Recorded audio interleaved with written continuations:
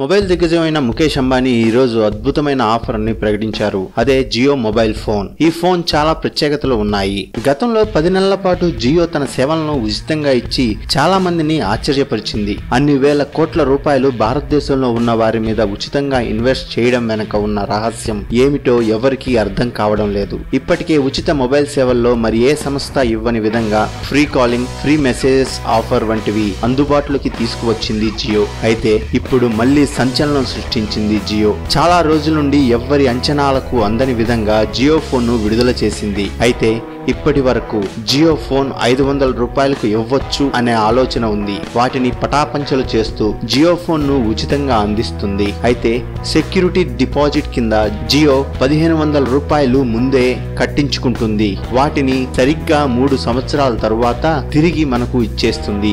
ఇదే జియో కొత్తగా విడుదల చేసిన ప్లాన్. ఉచితంగా అంటూ 1500 రూపాయలు డిపాజిట్ అడగడం వెనుక చాలా పెద్ద బిజినెస్ మతలబే దాగి ఉంది.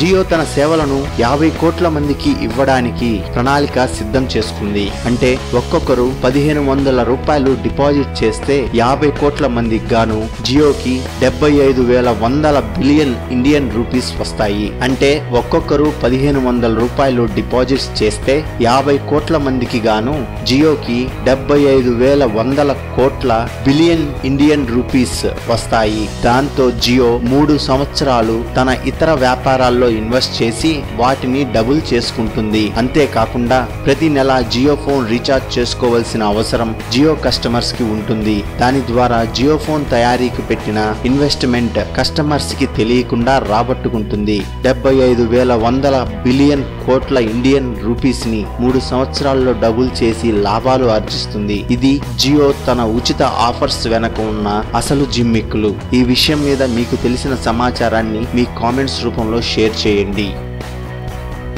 ఈ వీడియో మీకు నచ్చితే లైక్ చేయండి, లేకపోతే కామెంట్ చేయండి. ఏది ఏమైనా సబ్స్క్రైబ్ చేసుకున్న తర్వాత బెల్ సింబల్ నొక్కడం మర్చిపోవద్దు.